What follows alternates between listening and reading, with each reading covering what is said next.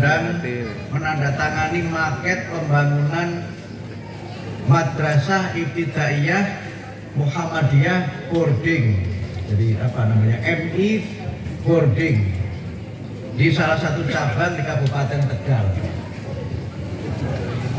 Biayanya sekitar 6 miliar. Dan waktu itu ada hamba Allah, politisi nasional itu menyumbang 50 juta.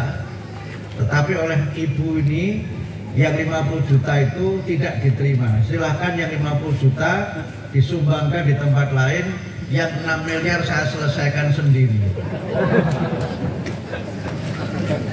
Saya sebagai waktu itu sekretaris PP hanya nandatangani maket saja. Dan kira-kira sebulan 2 bulan yang lalu saya diundang ke PDM Kabupaten Tegal untuk meresmikan penggunaan lift. Saya sempat nanya, menggunakan lift saja kok ngundang Sekum PP? Alasannya pertama itu madrasah yang berbasis pondok yang dulu Mas Mukti tanda tangan maketnya itu sekarang sudah selesai. Dan ini satu-satunya madrasah dan pondok yang ada liftnya, katanya begitu.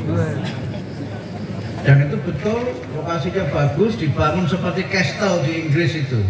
Sehingga kalau di lantai 4 pondok itu kota Tegal kelihatan. Ya, beliau hidup sangat sederhana, tetapi memiliki amal yang luar biasa. Sehingga waktu beliau wafat itu, yang mengantar kepergian beliau kembali ke hadapan Allah itu ribuan orang yang semuanya ikhlas mengantarkan beliau di tempat peristirahatan yang terakhir.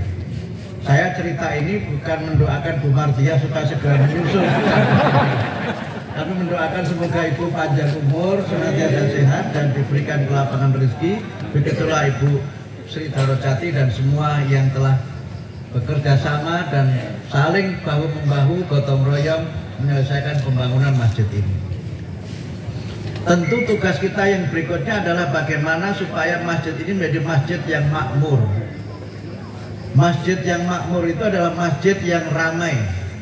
Yang di dalam Al-Quran surat At-Taubah dijelaskan, innama ya'muru masajidallah man amana billahi wal yaumil akhir wa aqamas sholata wa ataz zakata wa lam yakhsha illallah fa asa ulaika ayyakunu minal muhtadin.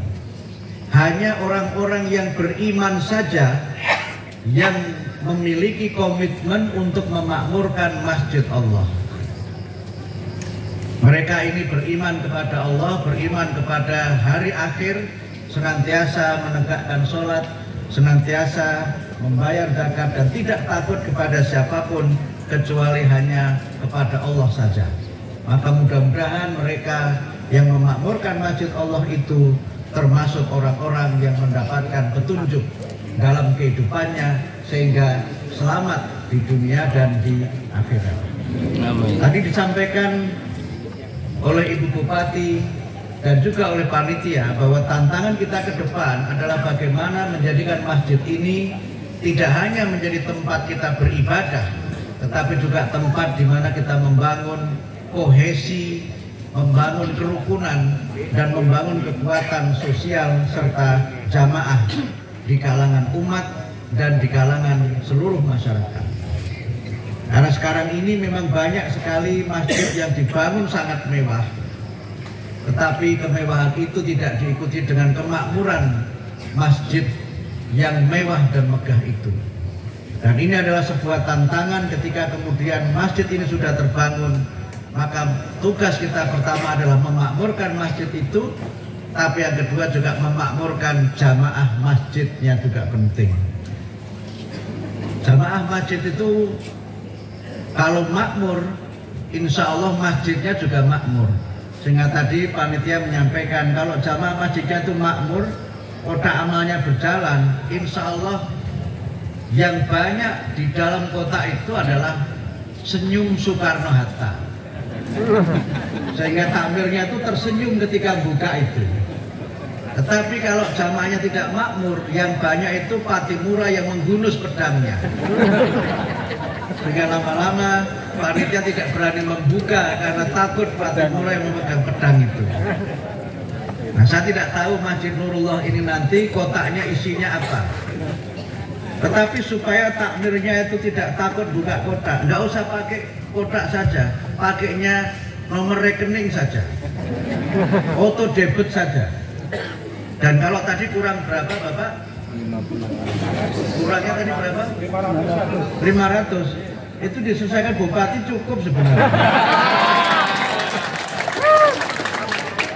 Saya kira maksudul a'zam mengundang Ibu Bupati itu supaya ini diselesaikan oleh beliau. Apalagi ada anggota DPRD juga, itu sudah selesai itu. Kalau sampai tidak selesai, ya diselesaikan. Bapak Ibu, ini penting untuk menjadi bagian dari komitmen kita bersama-sama. Cara kita berderma itu ya dari waktu ke waktu harus lebih berkemajuan. Ya, pakai kotak amal oke.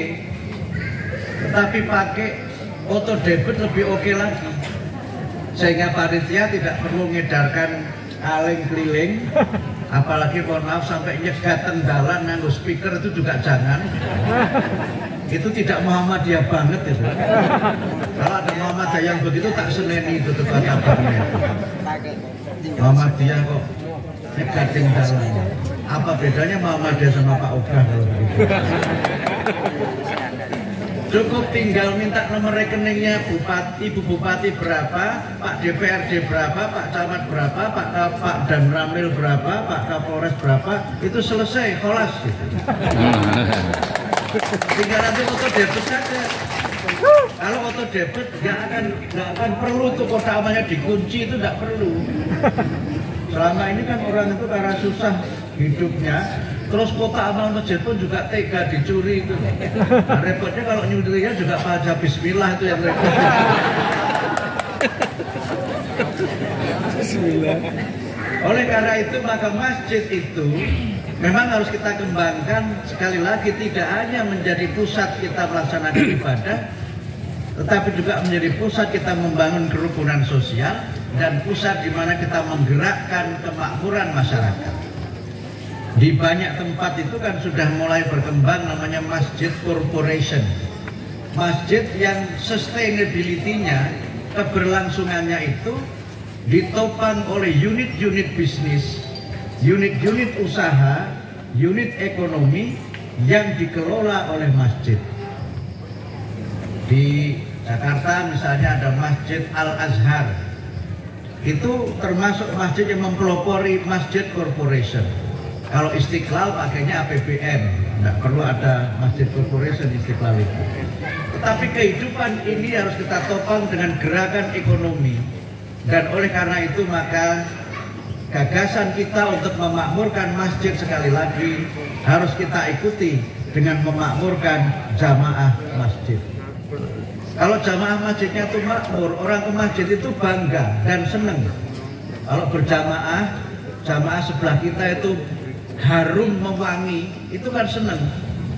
Dibanding kalau kita jamaah wis mepet-mepet desel-desel keringetnya ambune ra karuan. Masjid-masjid itu terus menggambarkan kemajuan masyarakat. Sehingga saking pentingnya kita itu harus tampil keren, tampil trendy sampai Quran memerintahkan kita. Ya Bani Adam, khudhu zinatakum inda kulli masjid. Wahai manusia, wahai anak Adam, pakailah perhiasanmu yang baik, yang keren, yang trendy ketika kamu ke masjid. Karena itu kalau ke masjid harus berbusana yang baik. Kalau saya di kampung dulu itu kan mohon maaf kan kalau ke masjid itu kan sarungan, terus sarung ini ku ngeper. Nggak tahu di sini dulu begitu betul Pak. Dulu di kampung saya begitu, sekarang sih sudah berubah. Khotibnya juga harus yang keren. Kalau perlu di Masjid Nurullah ini semua khotibnya itu pakai jas yang keren begitu. Kemudian khutbahnya juga khutbah yang bernas, yang isinya itu mencerahkan jamaah, menggugah jamaah, bukan menenteramkan jamaah. Tidur. Paham betul saya Pak? Oke. Menenteramkan itu begitu mlebu masjid terus sare ini lihat. Itu namanya menenteramkan. Sampai kemudian protes, ini masjid apa kok nggak ada khotbahnya langsung sholat. Karena waktu khotbah dia entah kemana begitu.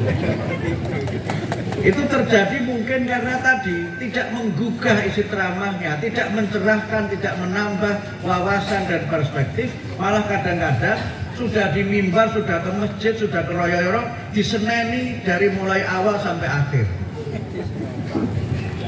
Saya pernah Jumatan di salah satu masjid di dekat kantor KPU di Jakarta itu. Khotibnya itu bergelora, semangat, itu marah-marah. Waktu itu termasuk memarahi para aktivis HAM. Salah satunya disebut nama Mas Munir almarhum itu. Dimarahi luar biasa. Selesai khotbah, Mas Munir bangkit menyalami khotibnya itu. Pak Khotib, saya Munir yang Bapak marahi tadi itu. Akhirnya khotibnya celinguan itu. Makanya khotib itu kan kadang-kadang nggak ngerti jamaahnya, sehingga ayu al-hadirun nggak ngerti jamaahnya. Nah, kalau di tempat agama lain kadang-kadang kan semua yang datang itu kan di absen. Nah, sehingga kalau ada yang tidak datang itu diketahui dia sedang kemana. Nah,